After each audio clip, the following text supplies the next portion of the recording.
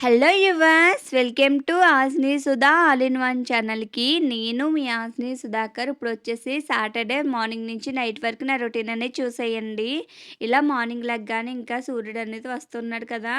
ఇప్పుడైతే లేచి బయట అంతా ఊడ్చేసిన తర్వాత లాన్ కూడా పని అంతా చేసేసుకున్నానండి. తర్వాత వచ్చేసి నైటే పప్పు నానబెట్టుకున్నాను.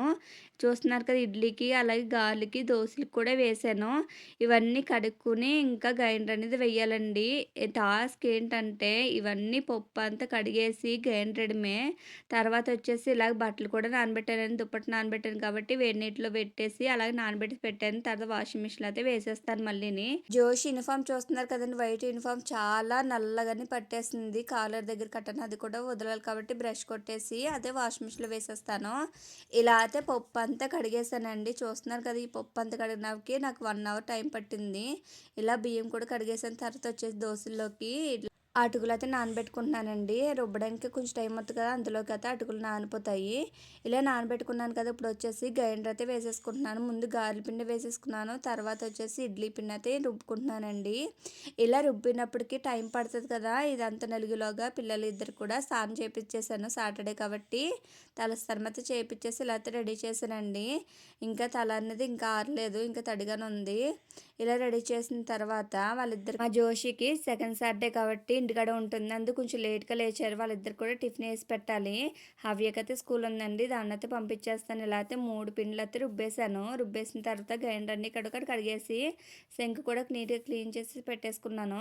ఇలా క్లీన్ చేసిన తర్వాత పిల్లలకైతే ఇప్పుడు నేను దోశ పిండి, ఇడ్లీ పిండి అలాగే రుబ్బుకున్నా కదా గారెల పిండి కట్టని, అవైతే పక్క పెట్టేసి కొంచెం గారెపిండి అయితే తీసుకుంటున్నానండి. తీసుకుని అయితే కొంచెం పునుగుల్లాగా కొంచెం గారెలా వేస్తే తింటారు కాబట్టి కొంచెం గారెల పిండి అయితే తీసుకున్నాను. తీసుకున్న అయితే ఒక బౌల్లో వేసుకుని కొంచెం అందులోకి 2 స్పూన్లు వరిపిండి వేసుకున్నాను. వరిపిండి వేసుకున్న తర్వాత టేస్ట్ సరిపడగా ఉప్పు కూడా యాడ్ చేసుకున్నానండి.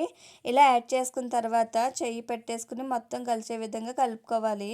ఇలా కలుపుకున్న తర్వాత అందులో కొంచెం పునుగులన్నా వేసుకోవచ్చు, లేదంటే గారెల కింద వేసుకోవచ్చు. నేను పిల్లలకి 2 విధాలుగా వేస్తున్నానండి. కొంచెం పునుగుల కింద వేసాను, అలాగే గారెలు కూడా వేసాను. ముందు వచ్చేసి చిన్న చిన్న పునుగుల కింద వేస్తున్నాను. తర్వాత వచ్చేసి గారెల కింద వేద్దామని ముందు పునుగులు అయిపోయాక గారెలు వేస్తానండి. ఒక్కొక్క గారె వచ్చేలాగా వేస్తాను, ఎక్కువైతే తినరు వాళ్ళు. అందుకు ఒక్కొక్క గారె వేద్దామని అనుకుంటున్నాను. అలాగే మా ముగ్గురికి 3 గారెల కింద వేసాను.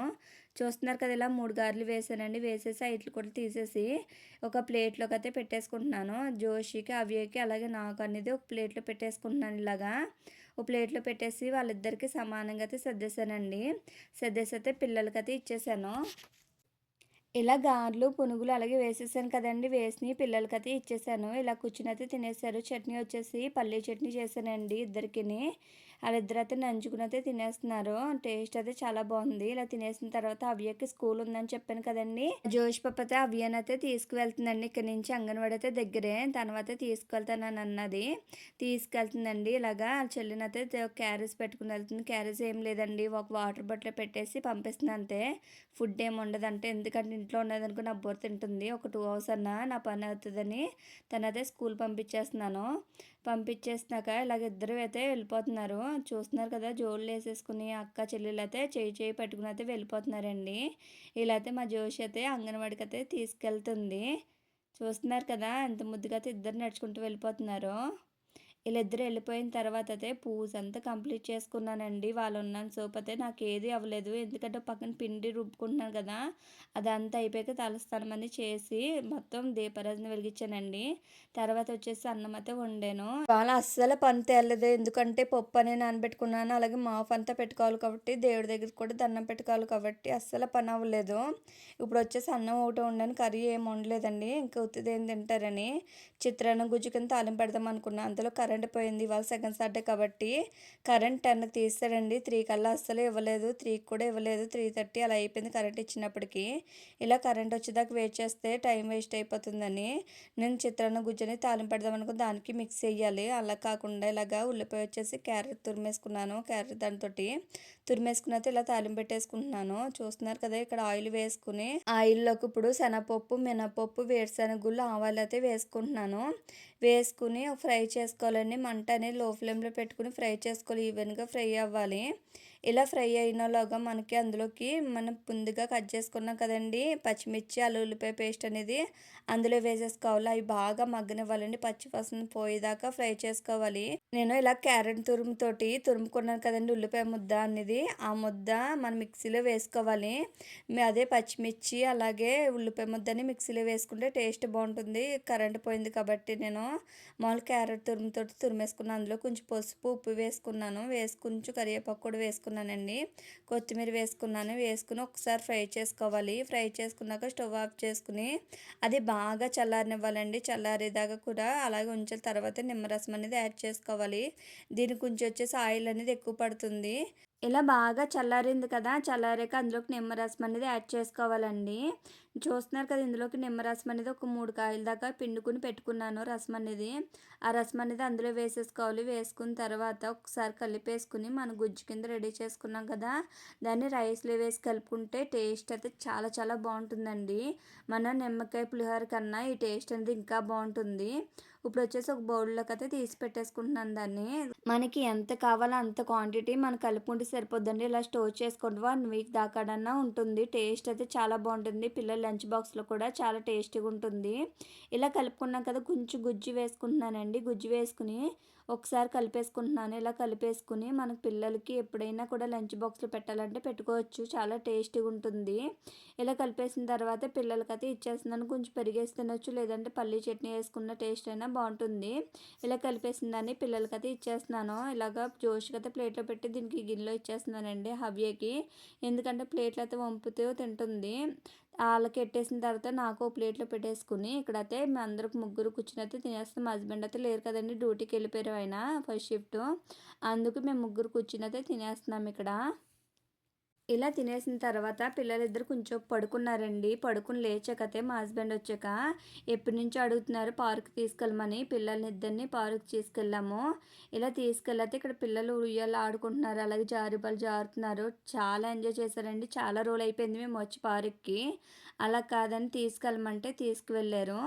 ఇక్కడైతే హవ్య ఆ పక్కకి అది ఆడతాను, ఇది ఆడతాను, హవ్యలాగా జంపింగ్ చేస్తాము అని అంటూనే ఉంటుంది. ముందు ఎక్సర్సైజ్ ఉంటాయి కదండీ! పెద్దలు యూజ్ చేసి ఈటిల్ని కూడా అస్సలు వదిలిపెట్టలేదు. ఆడుకుంటూనే ఉన్నారు. మేము వెళ్ళడమే లేట్ అయిపోయింది. కనుక త్వరగా వెళ్తే ఒక 2 అవర్స్ అయినా ఆడుకోవడానికి ఉండును. ఒక 1 అవర్‌లోనే చీకటిపోతుంది. అలాంటి దోమలు కూడా కుట్టేస్తున్నాయండి.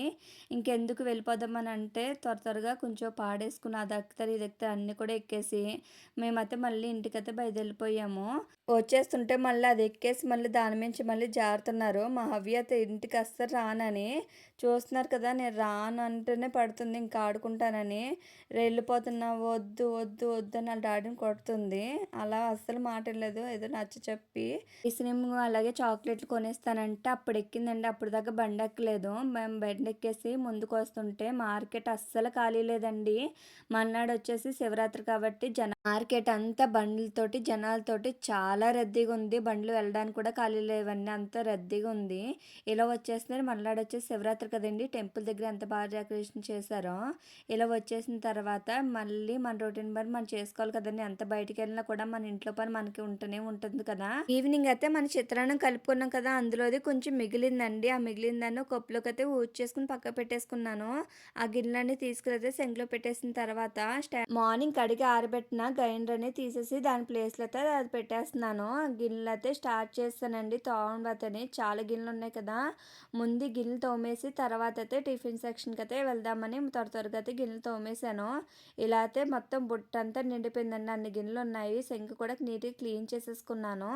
ఇలా క్లీన్ చేసిన తర్వాత మార్నింగ్ అనేది ఇడ్లీ పిండి రుబ్బుకున్నాను కదా! ఇడ్లీ ఏయమంటే ఇడ్లీ ఓ పక్కన ఏస్తున్నానండి. పక్కన వచ్చేసి వాటర్ పెట్టేశాను. అది వాటర్ మరిగేలోగా ఇడ్లీ రేకులైతే మొత్తం ఫుల్‌గా ఏసేసి మూత అయితే పెట్టుకుని లో ఫ్లేమ్ పెట్టుకుని కుక్ చేసుకుంటున్నాను. పక్కన వచ్చేసి బొంబాయి చట్నీ చేయమన్నారు. అందుకు దానికోసమని ఉల్లిపాయలన్నీ కట్ చేసుకుంటున్నానండి. ఉల్లిపాయలు కట్ చేసిన తర్వాత నేను అనేది చేయాలి కాబట్టి ఆ పక్క స్టవ్ మీద వచ్చేసి ఇడ్లీ పాత్ర పక్కన పెట్టేస్తున్నాను. ఈ పక్క స్టవ్ మీద వచ్చేసి ఒక పెనం పెట్టుకుని దాంట్లోకి ఆయిల్ వేసుకుని ఇలాగా నేను చట్నీకి కావాల్సినయన్నీ కూడా ఫ్రై చేసి పెట్టేసుకున్నాను. ఫ్రై చేసుకున్నాక మిక్సీ జార్‌లోకైతే వేసేసుకుంటున్నాను. అది బాగా చల్లారవ్వాలి. అది పక్కకు పెట్టుకుందాం చల్లారేలాగా. ఇలా చల్లారడానికి టైం పడతది కదండీ! స్టవ్ మీద మళ్ళీ పెనం పెట్టేసుకొని దాంట్లోకి కొంచెమంతా ఆయిల్ వేసుకోవాలి. ఆయిల్ హీటెక్కాక మనం ముందు కట్ చేసుకున్నాం కదండీ ఆనియన్స్ అనేది అది వేసుకోవాలండి. ముందుగొచ్చేసి నేను అందులోకి పోపు వేసుకొని, ఆనియన్స్ ఏసుకొని ఫ్రై చేసి పెట్టుకుంటున్నాను. ఈ పక్కనొచ్చేసి మిక్సర్ తీసుకొని అది ఫ్రై అయ్యేలాగా పక్కన చట్నీ అనేది రెడీ చేసుకుందాము. ఇలా చట్నీ అయితే రెడీ చేసుకుంటున్నానండి. రెడీ చేసుకుని అది పక్కకు పెట్టేసుకుందాము. ఆ చట్నీ పనైతే అయిపోయింది. ఒక బౌల్‌లో ఊడ్చేసుకొని అది పక్కకు పెట్టేసుకుందాము. ఇలా పక్కకు పెట్టేసుకున్న తర్వాత ఆనియన్స్ అనేది ఫ్రై అవుతున్నది కదా! ఇలా బొంబాయి చట్నీ కూడా రెడీ చేసేసుకున్నాను. రెడీ చేసుకున్నాక బొంబాయి చట్నీ కూడా రెడీ అయిపోతుందండి. ఓ పక్కన ఇడ్లీ కూడా అయిపోయినాయి. అయన్నీ కూడా దింపేసి పక్కకి ఇలా బొంబాయి చట్నీ రెడీ చేసుకుని ఇడ్లీ కూడా రెడీ అయిపోయింది. చట్నీ కూడా రెడీ అయిపోయింది. ఇలా ఒకటి దెబ్బ రొట్టె అయితే వేసుకున్నాను. ఈ దెబ్బ రొట్టె కాలడానికి టైం పడుతది కదా! అంతలోకి ఒక బౌల్‌లోకి నేను ఇడ్లీలు రెడీ చేసుకున్నా కదండీ! ఆ ఇడ్లీలన్నీ కూడా ఒక బౌల్‌లో తీసి పెట్టేసుకుంటే అవి ఇంకా రేకులనేది నానతాయి కాబట్టి మేము తినేలోగా పక్కన అన్నీ తీసేసుకొని ఒక బౌల్‌లోకి అయితే పెట్టేసుకున్నా ఇడ్లీ అన్నీని. ఇలా అన్నీ రెడీ చేసుకున్నా కదా! అన్నీ రెడీ చేసుకుని అన్నీ హాల్‌లో పెట్టేసుకుందాము. ఇప్పుడు టిఫిన్ అయితే చేద్దామండి. పిల్లలు కూడా ఆకలితో ఉన్నారన్నాను కదా! త్వరగా అయితే అన్నీ పెట్టేసాను. ఆటిలతో పాటుగా ఇలాగ చెరుకు పానకం కూడా ఉందండి ఇంట్లోనే. అది కూడా తీసుకున్నాను. దెబ్బ రొట్టు చెరుకు పానకం వేసి తింటే చాలా టేస్టీగా ఉంటుంది. అందుకు నేనైతే తీసి పెట్టుకున్నాను. నేను తీసుకున్నానని పిల్లలకి కూడా అదే కావాలని పెట్టారండి.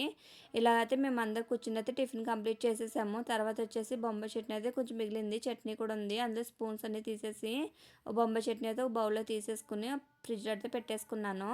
ఇలా ఫ్రిడ్జ్‌లో పెట్టేసిన తర్వాత ఇప్పుడు గిన్నెలు అనేది ఉన్నాయి కదండీ! ఆ గిన్నెలు కూడా త్వరగా తోమేసుకున్నాను. తోమేసుకొని ఇప్పుడు కిచెన్‌లో అంతా పనంతా అయిపోయిందండి. అయిపోయిన తర్వాత బెడ్‌రూమ్‌లోకొచ్చేసి బెడ్‌షీట్ అనేది తీసేసాను కదా! మార్నింగ్ అనేది. అందుకు ఇప్పుడు బెడ్‌షీట్ అయితే వెయ్యాలి కాబట్టి పిల్లలు కూడా పడుకోవడానికి టైం అయిపోయింది కదా! అందుకు త్వరగా అయితే బెడ్‌షీట్ అంతా సర్దేసి పిల్లోస్ అన్నీ కవర్స్ అన్నీ పెట్టేశాను. అన్నీ పెట్టేసి ఇలా అయితే సర్దేశానండి. సర్దేసిన తర్వాత నా పనైతే అయిపోయిందండి. అయిపోయిన తర్వాత చూస్తే ఇంకా పిల్లలు ఇంకా టీవీ చూస్తున్నారు. ఇవాళ హాలిడే కాబట్టి వదిలేశాను. ఈ వ్లాగ్ అనేది నచ్చిందా? అయితే సబ్స్క్రైబ్ చేసి లైక్ చేయండి. Thank you for watching. Bye.